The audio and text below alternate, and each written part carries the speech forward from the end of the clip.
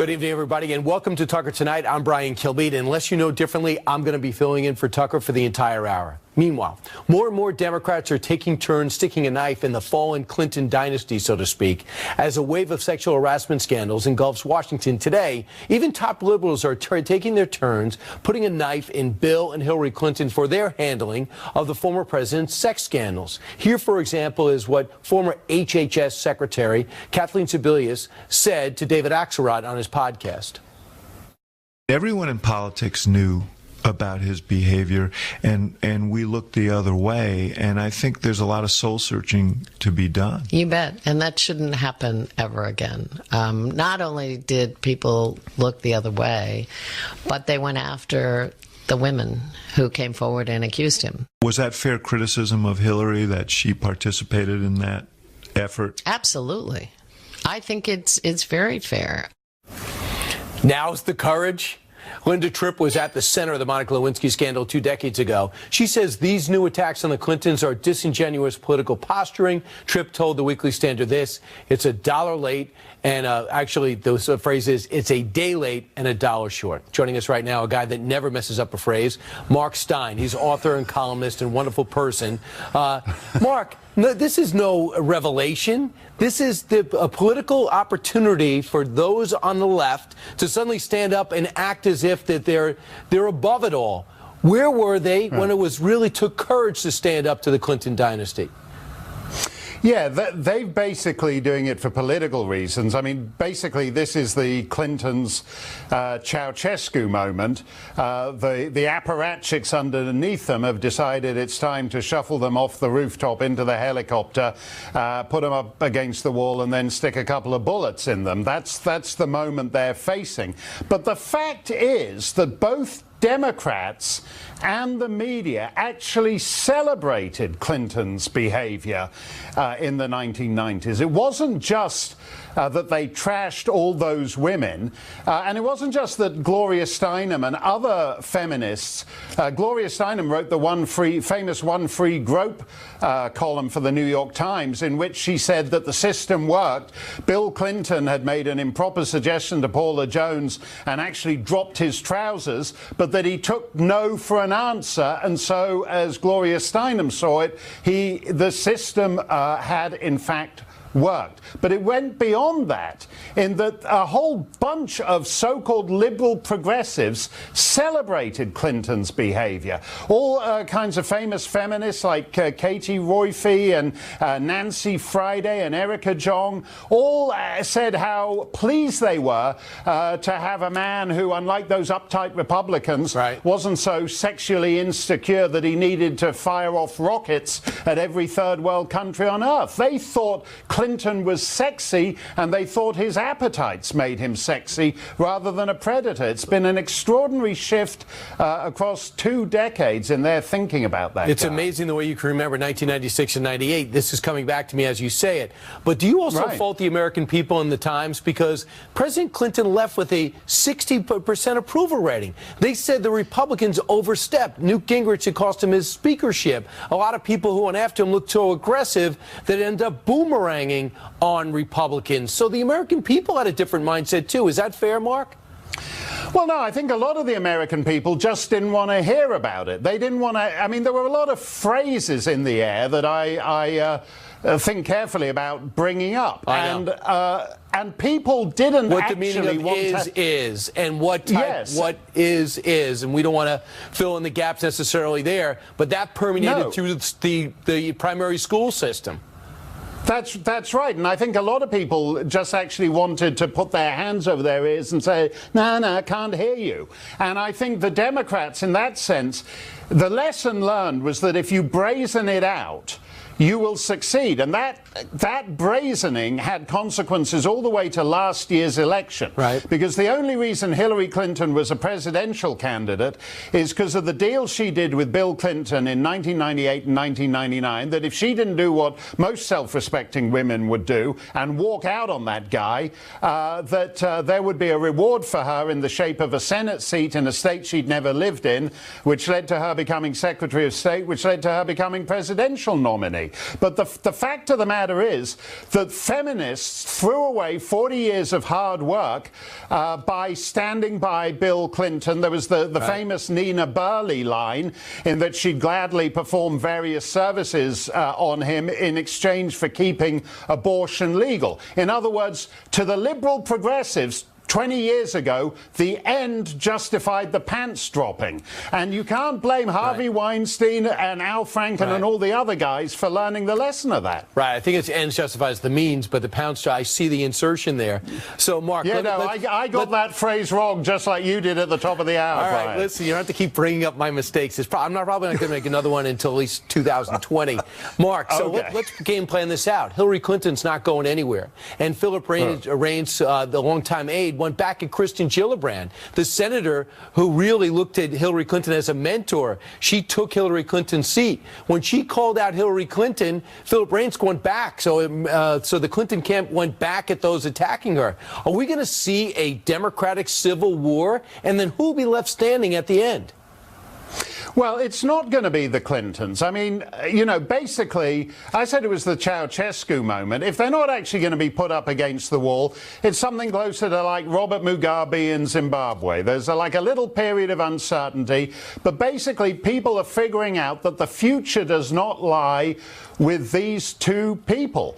When you had the big 25th anniversary party just last week, the fact of the matter is that that's the only relevance that Bill Clinton has to today's politics is the fact that there is that suddenly sexual harassment has actually become a burning topic in Washington and in Hollywood and even at PBS. And the fact of the matter is that he got away with it because he was brazen. Most people would have slunk out of public life in shame. And if you're wondering why Charlie Rose is walking around naked, when you have a president in the Oval Office who is a serial predator, why shouldn't some schlub of a host at PBS think he can get away with it too? Wow, that's a huge leap because Bill Clinton had his transgressions. Charlie Rose dropped his pants. That's what I'm going to leave Mark Stein with on the Friday edition of Tucker Tonight. Mark, either you were very quiet during Thanksgiving, and this is you opening up your spleen for us, or everyone was eviscerated at your table at the Stein house on Thanksgiving. No, sorry. I'm a fortnight late and a farthing short, Brian. I think that's the phrase you were looking for. All right. Hey, enough phrases for today. Mark Stein, for the power vested in me, you can go about your weekend now. Thank you. Thank you. All right, coming up. It's not just the Clintons, of course. More attacks continue to be levied against the powerful in show business and in politics. Yesterday, Uma Thurman of Kill Bill fame made this aggressive Instagram post. Quote, "Happy Thanksgiving, everyone, except you, Harvey Weinstein, and all your wicked conspirators. I'm glad it's going slowly. You don't deserve a bullet." Man. Meanwhile, Senator Al Franken has released a new apology after two more women came forward to accuse him of groping and inappropriate overall behavior. Franken says this quote, and tell me if this is okay with you. I feel terribly that I've made some women feel badly, and added, "I'm a warm person. I hug people." Meanwhile, in the House, Democratic Congressman Kathleen Rice repeated her demand that colleague John Conyers, who's been serving since 1964, resign. Conyers says it didn't happen. You say he should resign. Why? Because enough is enough. At this point, what I am voicing publicly is what every single private citizen is saying across America. Why are the rules for politicians in Washington different than they are for everyone else? They say innocent until proven guilty. Sure, the court of public opinion, pressure, private entities, they can make people do different things with different pressure points. But what do you make of that pushback? We don't have any legal standard here. We are talking about the court of public opinion. We're talking about holding men accountable for their actions. Meanwhile, more allegations coming out on him. Joining us now, Congressman Ron DeSantis. He's seen enough. He's a Republican representative in Florida, and he's moving on legislation to stop the payout of would-be lawmakers without us even knowing about it. Now, Congressman DeSantis, before we talk specifically about what bothers you and where we go from here, what are you proposing they take up in Washington when they get back to work? Well, in terms of this issue, I mean, I think all of these settlements need to be made public. The American taxpayer has a right to know how their tax dollars are being used. If that money is being used to pay from a slush fund for misconduct of members of Congress or congressional staff, harassment charges, they need to know about it. We need to know how much was paid, who was it paid to, and who was the culprit. That is just, to me, a bare minimum. So Conyers evidently took money out of his own coffers to pay it, but not his own pocket. But you're talking about a fund that almost nobody knew about, it seems, even on Capitol Hill, that had $17 million in payouts, 264 settlements in total over the last 20 years. That reported by the Washington Post. Now, not all of this was harassment, sexual harassment or sexual misconduct. But we didn't even know about this, and it's our money. Exactly. And I think that that's right, Brian. I think a lot of these claims will be things like disability, age discrimination. There will be harassment claims, and the American people have a right to know all of that.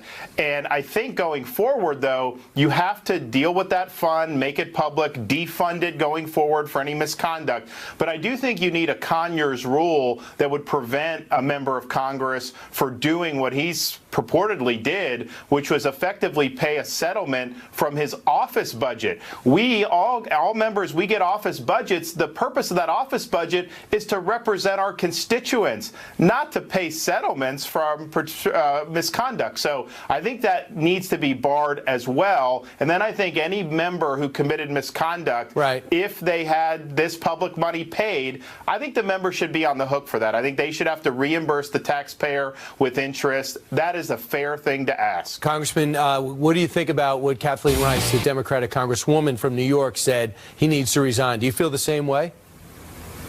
Well, I think if we do the transparency, then we'll get all the facts on this. Well, from what I've read, I think that that clearly is unacceptable conduct for somebody to be serving in Congress with. But I will tell you this, Brian, this issue is one of a lot of problems when you have people that have served in Congress for 50 years like he has. I think this is a great example of why we need term limits in Congress in addition to these other reforms. And the latest accusation comes from Melanie Sloan. She's a lawyer with Conyers on the Judiciary, working with Conyers on the Judiciary Committee. She says that she was called up to his place where he was walking around in his underwear.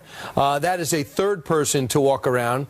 Made her increasingly anxious going to work every day. He was actually rude to her as well. So Conyers has a pattern of behavior that was kept quiet for years. I never even heard this whispered. Did you know about some of these things, the way he treated many of the people that work for him? No, I mean, I didn't. I would really not have a reason to. I didn't necessarily travel in his circles. My understanding, though, is as this stuff has come out, that there's a lot of people who will now say, hey, we've heard some of this stuff. A lot of it's at the staff level because you have a lot of staff for him that were allegedly mistreated. And so that's not the way you're supposed to run your office. But I think what you're going to see now, if we can get this stuff made public, you're going to see a lot of stuff come out, Brian. But you know what? We need the truth on all of this. Yeah, and so far leadership says they didn't know anything about it. And if you get the money, in some of these cases, $27,000, you're also told you take the money, you got to keep your mouth shut. This way, nobody ever finds out about it. Congressman Ron DeSantis, thanks so much for joining us. Thank you. All right, coming up straight ahead, the Russia investigation. We're going to talk about it. There are new signs that Lieutenant General Michael Flynn could try to turn against President Trump. Or are those signs being misread? We'll discuss it next.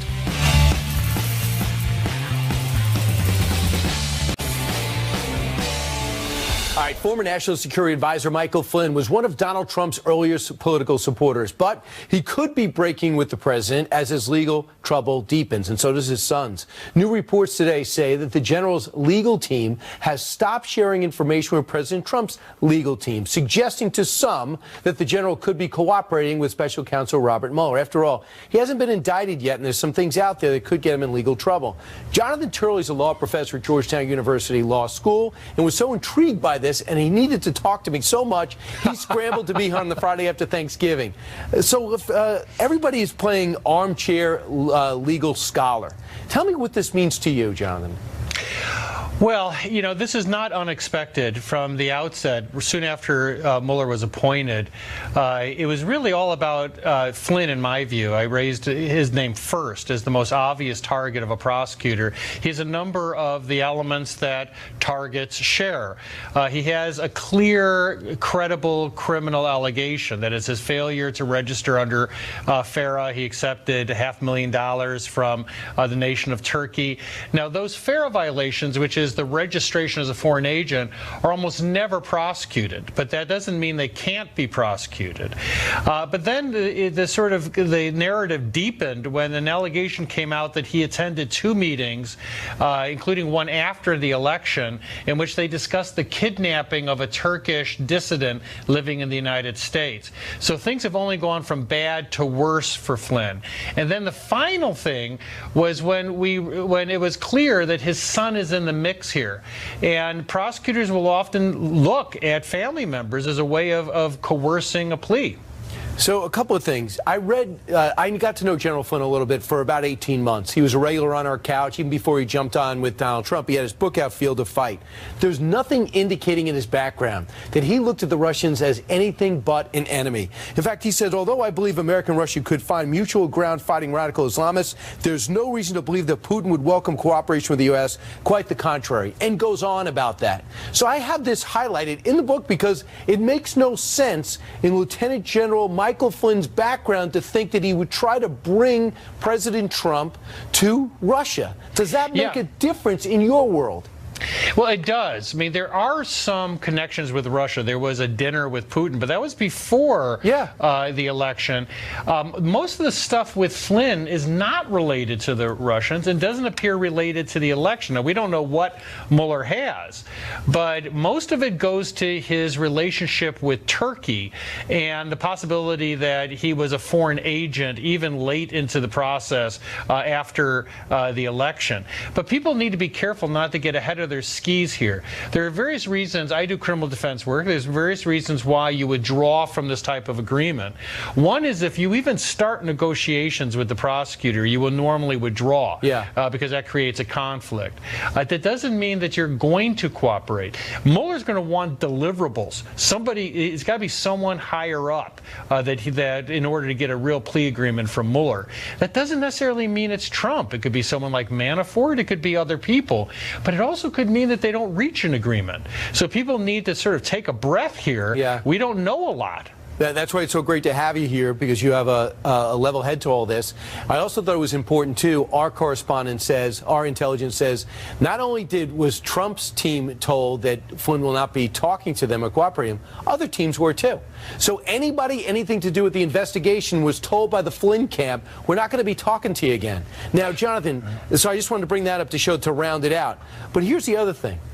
I'm just wondering, in the big picture, if somebody like Mueller would ever give Flynn a deal or start negotiating if he didn't know what he was capable of giving up. Does he really not know? Is there a chance that Mike Flynn has nothing to give to Mueller and Mueller just needs to find that out, or does Mueller know?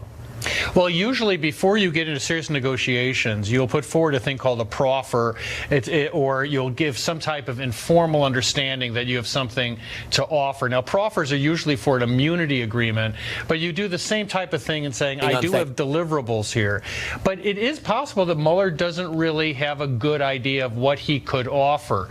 What is clear is that he was involved in a couple of the meetings that Mueller is pursuing. But this is very early to assume he's got something significant for us or for Mueller. But frankly, he's always been the target that some of us have been wondering about. And when Manafort was indicted on FARA violations, all of us were thinking not of Manafort but Flynn, because you have to read that indictment and say, but for the grace of God go I, if you are General Flynn. I remember you saying that. You were surprised Flynn wasn't first or right after. There must be something going on. Professor Jonathan Turley, thanks so much. Thanks, Brian. All right, coming up straight ahead. Even the Thanksgiving holiday couldn't bring about a ceasefire between President Trump and the National Football League. We'll tell you about their latest battle and one owner who is thankful the president weighed in. Don't go away.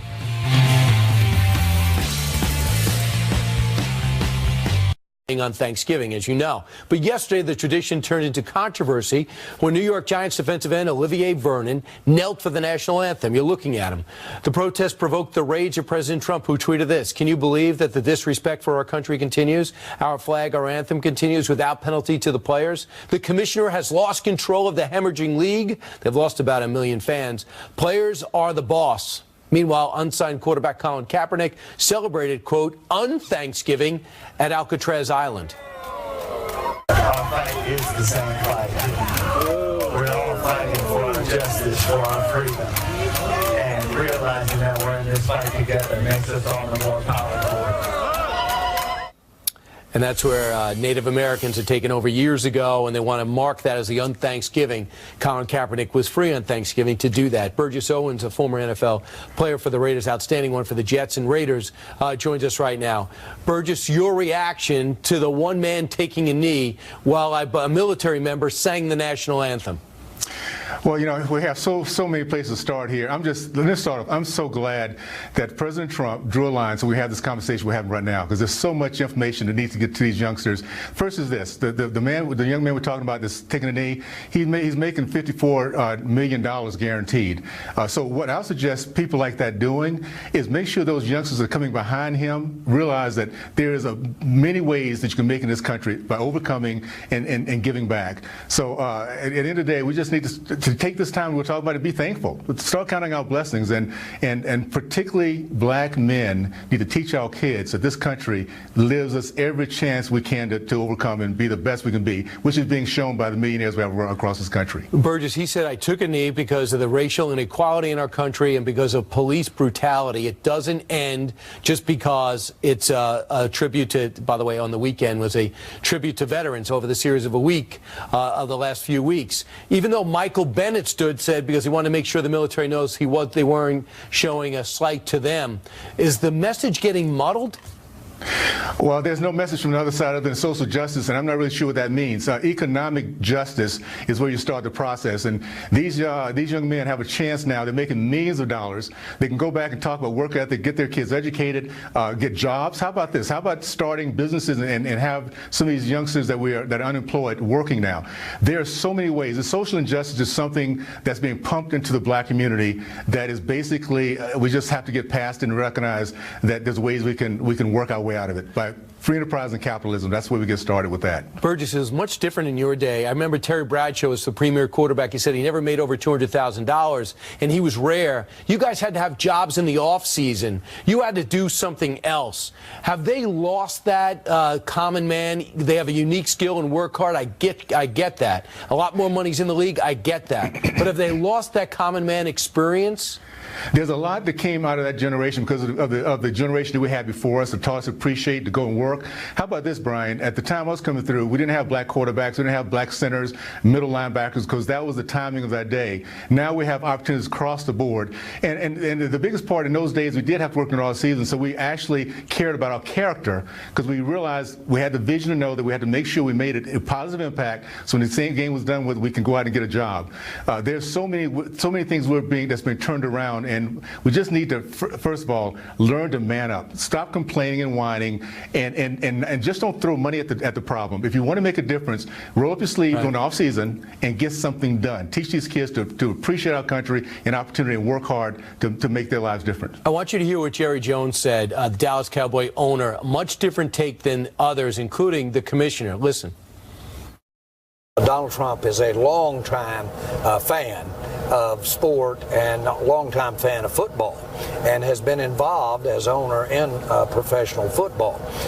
So he has some knowledge. I certainly think that the thing that he is addressing is certainly a part of how we want to make our game better. This is all a part of what I've been talking about with the commissioner, and certainly I appreciate not only the president, but I want everybody to be a fan of the Dallas Cowboys. All right, the Cowboy thing aside, because it's hard for a Giant fan to be a fan of the Cowboys, Jones is speaking out. Well, what we have here is a difference in builders and managers. The commissioner is a manager. Jones and Donald Trump, President Trump, Pete Rozelle, these were builders. What I suggest is this, very simply. If I can give the commissioner some advice, why don't he do very simply, take the advice of builders, people who've made tremendous amounts of income, take the advice, learn how to rebuild the brand, and put aside ego, put aside all the other politics, and rebuild the company he was given charge to take care of. We need to get back to the basics. We really understood and appreciated the NFL for what it was, what it represented. Right. You guys got to get better medical benefits. That would be a real salute to previous generations like yours. Burgess Owens, thanks so much. Happy Thanksgiving, Brian. Thank you very much. Appreciate it. All right. Ready for a turn? Let's do it. A few days after the remarkable escape of a North Korean soldier across the border into South Korea, North Korea is digging in, literally. You got a new trench line. It's being dug at the exact point where the border was, where the soldier escaped. Meanwhile, almost all the soldiers present when the man defected have reportedly been replaced, with the fate of those soldiers unclear, likely not good.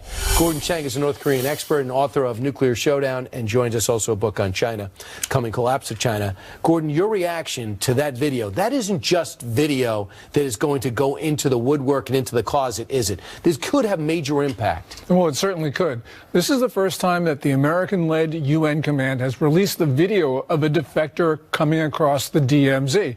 This video is not going to stay outside of North Korea. Someone's going to bring it in on a DVD smuggled across the Chinese border, maybe some other way. This could actually undermine the regime of Kim Jong-un, because it shows people actually defying the Kim regime and getting away with it. His gut was riddled with parasites as well as bullets. He was remarkably malnourished. Almost everybody that we've gotten from North Korea, where they escaped or were captured, or their submarine had washed up and we do an autopsy, they're riddled with all these horrible diseases. How bad is the malnutrition over the north side of the border? Well, it's obviously worse than we thought it was, because these soldiers in the joint security area where this defector fled is the best soldiers of the best, because they have to be, because of the political ramifications, such as we saw with this defector leaving. It's going to reverberate throughout the entire North Korean military. What it says is that the drought, which is the worst since 2001, is having a bigger effect on agriculture than analysts thought. We're getting his story. He was an orphan his entire life. They talk about kids having, it's horrible, to go through animal feces in order to see if there's anything there they can eat. When they pull lice out of their hair, they squeeze the blood out and then eat the actual bugs. Is there a chance, instead of looking at how to stop them on the outside, is there a chance they might collapse from the inside? And what can we do to expedite that? Yeah, one thing we can do is to get information inside of North Korea. You know, the Kim family, Kim Il-sung, who founded the regime, created a cult, and he sealed it off from the rest of the world so people would actually believe, you know, the regime's doctrine, its thoughts, its lies, all of it together. Once you pierce that, then you have people leaving. And that's why there have been defectors, because they understand what's going on outside the world, that there is another Korea, South Korea, which is prosperous. During war, we drop flyers and pamphlets. We can't really do that. They'll get shot out of the sky. Is there something else we could do? Because they have to know these people have to know they're in hell, don't they?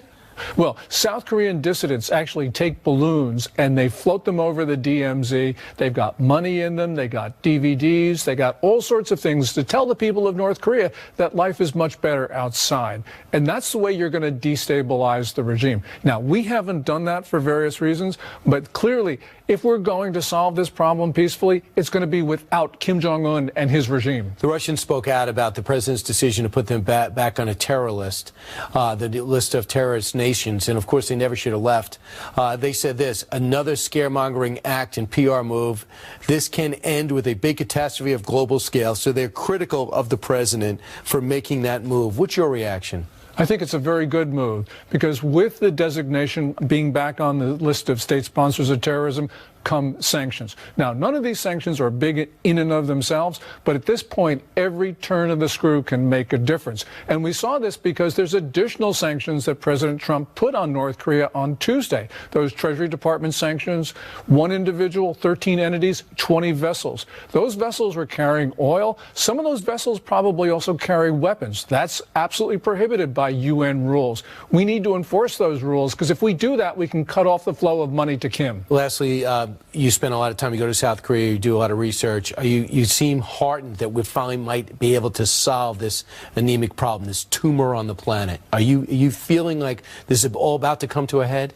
Well, I think it'll come to a head in about 9 months, because then President Trump's campaign to cut off money is actually going to have even more effect than it does now. And also in 9 months, Brian, I think Kim Jong-un is going to become confident in his arsenal, that he'll be able to hold us to ransom. You put those two things together, it means that next year is going to be consequential. We got to convince China that that's unacceptable, and Russia as well. Hopefully the president did that in his conversation with Vladimir Putin a couple of days ago.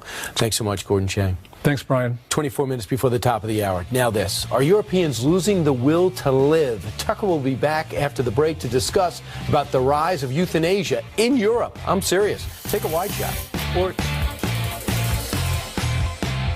Euthanasia is still rare in the United States, but it's increasingly common in Europe. Tucker Carlson recently sat down with attorney Robert Clark to discuss the state of assisted suicide and the old heart of Western civilization. Mr. Clark, thanks for joining us. You represent Tom Mortier. Explain to an American audience not as familiar with euthanasia as practiced in Europe, his experience with European euthanasia laws. Yeah, absolutely. Well, Tom Mortier is a man who lives in Belgium, and he found out that his 64-year-old mother, who was physically healthy, she had no physical condition, he found out that she'd been euthanized the day after it happened, when the hospital phoned up his wife to ask them to come in and make the necessary arrangements. This isn't the day before it happened, it's not the day it happened, but the day after he gets this phone call to ask him to come and make the necessary arrangements. And what was his response to this? Well, he, as you can imagine, like any son, was devastated. I mean, this is a man who hadn't really given a huge amount of thought to the euthanasia laws that are in force in Belgium before this happened.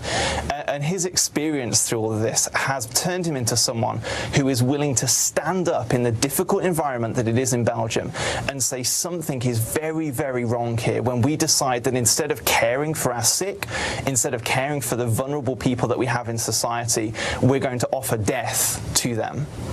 How common is it in Europe? It's getting more common, and this is one of the frightening things. So I know there are some US states that are considering this, and I just encourage them to look at the experience in Europe. So we've got a couple of countries. Let's take Belgium as an example. And whenever euthanasia has been legalized, we've seen two things happen. So the first thing is we see the number of cases going up every single year. And so the cases started relatively low in Belgium until we've now reached the point where, according to the official government statistics, more than 5 people per day are euthanized in Belgium. And so these stories that you hear, the arguments that you hear that say, well, this is an exceptional thing, this is a rare thing, it's not true. And that's the first big problem that we see, that wherever euthanasia is legalized, that the numbers go up. And then secondly, the categories of people that can access euthanasia start to expand. People start to kind of push on the edges. Those that originally said, well, this is going to be really, really rare, start pushing out. So again, let's go back to Belgium and see what actually has happened. So 2014, Belgium extended its law to allow child euthanasia. So there is no lower age limit in Belgium at all. A child, as long as they understand, whatever that means, that what's happening to them, can choose to be euthanized. And then most recently, I saw a proposal in the Netherlands for people who are just tired of life. So no physical condition, no mental condition, just people who are tired of life. And so this is what's really sinister here, because you see a law that people argue for as an exception, but that is never what it becomes, and you can see that pattern wherever euthanasia has been legalized. So a particularly sinister element of this is the economic part of it. So it's obviously much cheaper to kill people than to treat them, either for their diseases or their depression. So isn't there a built-in incentive on the part of the state that is providing health care to do this because of the cost savings? Well, absolutely. I mean, you and I both come from places that have an aging population. People are getting older. And a very, very real concern is this so-called right to die that people talk about, that doesn't exist in international law. This right to die actually very quickly becomes a duty to die. And so you've got vulnerable people that we should be caring for, who are going to start to feel maybe an implicit pressure, maybe just they feel they're a burden in terms of money, right, or a burden in terms of time, but maybe then explicit pressure as well. So cases where people have been told that they're a burden, that maybe their family members can't help them anymore, can't sustain them in their caring requirements. And so, yeah, there's a very, very real concern here that once you start to crack that door open, that it leads to vulnerable people feeling very, very real pressure. Have health insurers taken a position on this? Have they admitted that they're for it? So, I mean, the system of medicine is a little bit different in most European countries. Yes. But certainly, if you look, for example, in the UK at some of the groups that have been involved in this discussion, so the UK Parliament very recently debated this issue and overwhelmingly rejected a bill that would have legalised assisted suicide, as they called it, in the United Kingdom. And every major, for example, disability rights group was against that bill because they recognise the burden and the threat that that's going to place on some of their members, people who are vulnerable, people who are elderly. And then take, for example, the doctors. The World Medical Association has consistently said that euthanasia is inherently unethical. It's not something that should be promoted because governments have an obligation to protect life, not to promote or to assist in death. And yet that's exactly what we're seeing happening in these European countries. And we're going to see more of it as the costs go up. Thank you very much, Robert. I appreciate that report from Europe. You're welcome. Thank you for having me. I don't appreciate it. I'm more so depressed now. Everyone's killing themselves. Meanwhile, back in America, next, how will the Trump economy impact this year's holiday shopping season? Quite a few brawls on Black Friday. Back in a moment.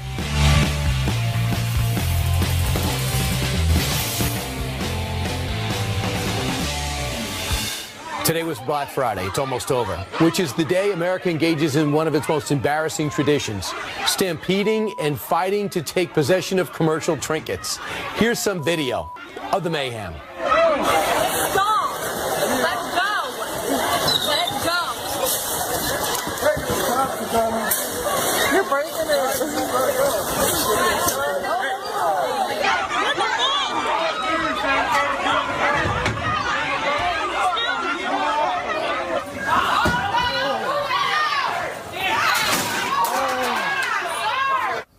That is the Christmas spirit, isn't it?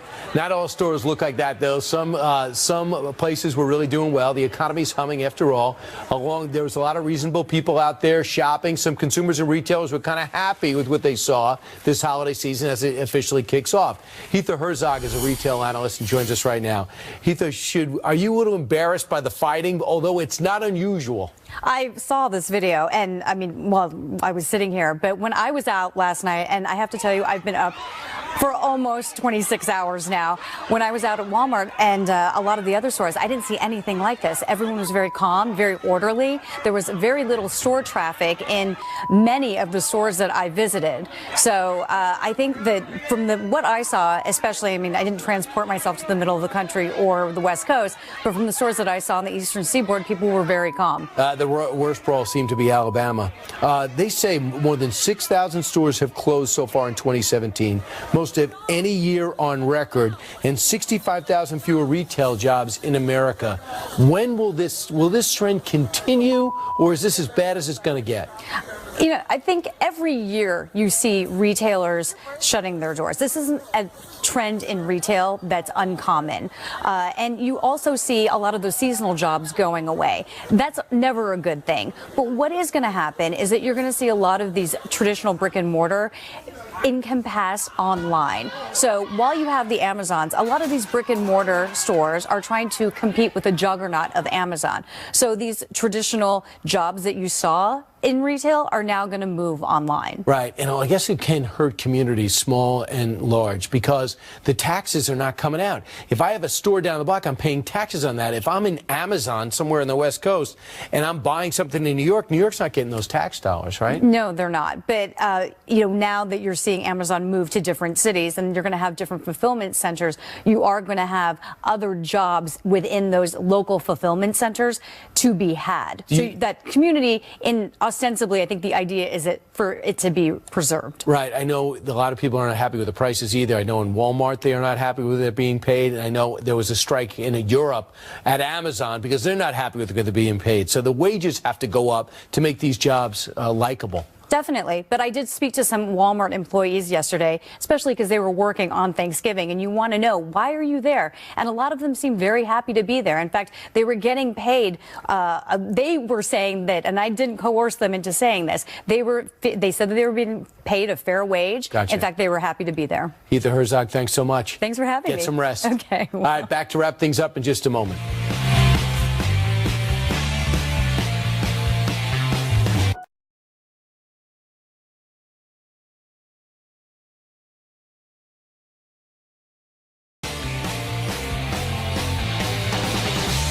This story should get you into the holiday spirit once and for all. Kate McClure was in trouble when she ran out of gas on Interstate 95, didn't have any money to pay for it. Johnny Bobbitt Jr., a homeless Marine Corps veteran who sat near the highway, helped her by spending $20 and going to get the gas himself for her. Now McClure and her boyfriend are repaying Bobbitt by starting a new GoFundMe page on his behalf. So far it has raised, get this, more than $300,000. And thanks to that money, Bobbitt is off the street and plotting out how to rebuild his life. As of right now, we have that much. Right there. $1,760. That changes my life right there. $1,764. That changes my life. The $769 changes my life. Everything. Nice. Bobbitt hopes to use his good fortune to pay forward one day. Meanwhile, that's it for us tonight. Tucker will be back on Monday night at 8 o'clock. If you see him in the street, please tell him he has to work on Monday. I'll see you on Fox and Friends on the Brian Kilmeade Radio Show from 9 to noon. And be sure to check out my brand new book, Andrew Jackson, The Miracle of New Orleans. If you can't